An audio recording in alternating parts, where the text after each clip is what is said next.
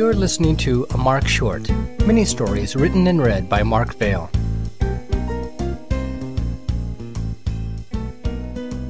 Dog Juice.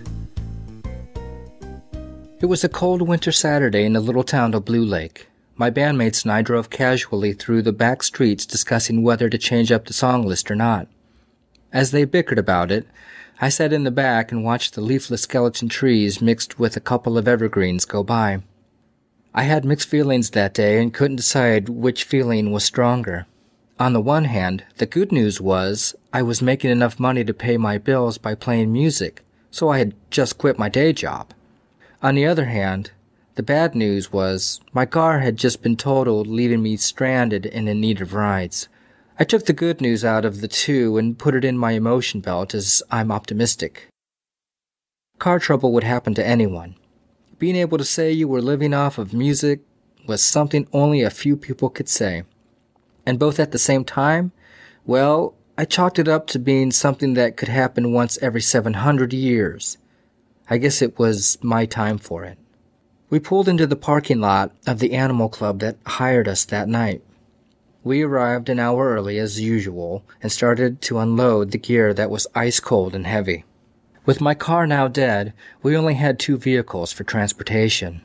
Inside, most people were at the bar watching college football with a drink in their hand.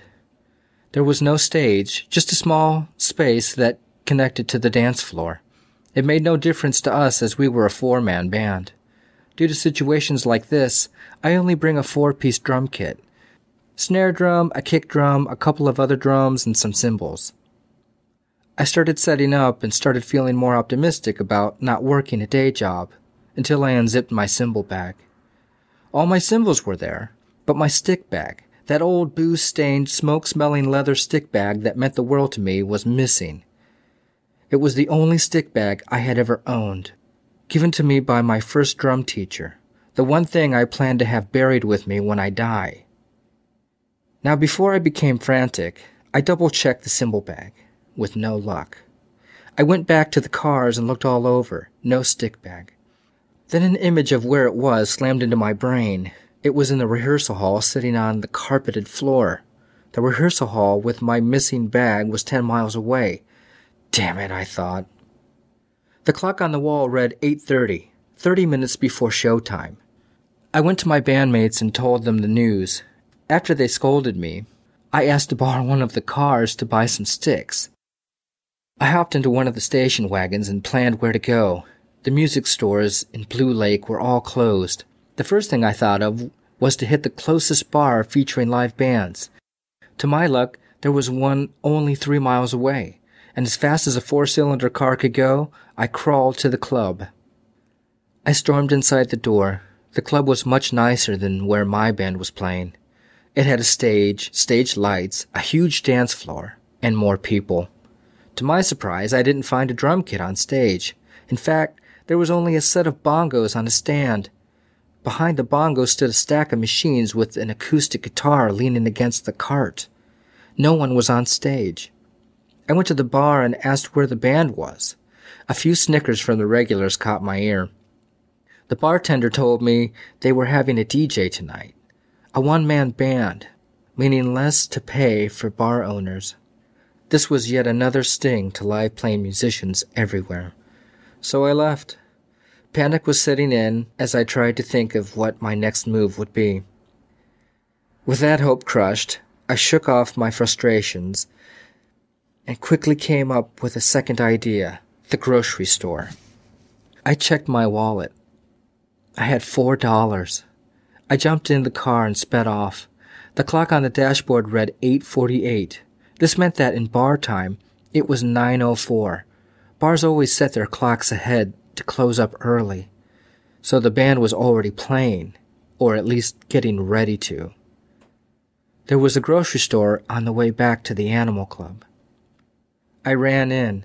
The first thing I saw were picture frames on sale at the clearance section. Grabbing one, I looked at the black and white photo of the 2 smiling models looking all in love and thought, I'll break the frame and use the 2 longer frame parts as sticks. I'm saved. Instead of heading to the cash register, I scoped out the store. I stopped in front of the pet aisle. Slowly, I passed by dry-bagged cat and dog foods until there was nothing left in my view but pet toys and treats. My eyes darted left and right, searching for a better remedy for my problem. Dog chews I spotted. I found my answer, and best of all, they came two in a pack. They were perfect, not the kind that looked like bones, but rather tightly wrapped rawhide with cut-off ends. They weren't very long and had a rough texture feel, but they were better than a broken picture frame. With my problem solved, I headed to the registers. Their cost? $3.66, and with my 34 cents change and new form of drumsticks, I raced back to the gig. I snuck in while the band was already playing and sat down trying to seamlessly join in. The sluggish reaction when I hit the snare felt strange, and striking the crash cymbal was a challenge, but all in all, the people who noticed had a laugh, while others didn't care as they continued to drink and watch television. At the end of the gig, the dog chews unraveled, becoming useless for any further shows. I signed them and gave them to a fan. It was the only time I used them, or could ever use them. I've looked for another pair, just for fun and sentimental reasons, but had never found another set like them.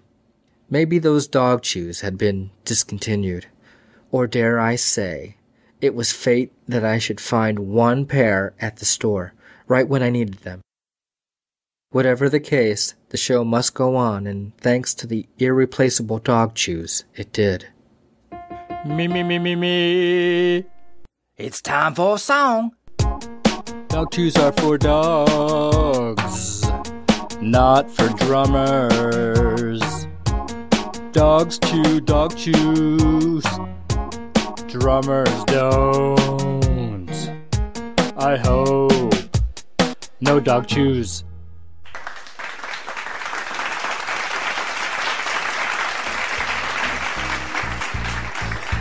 You're really gonna clap for that?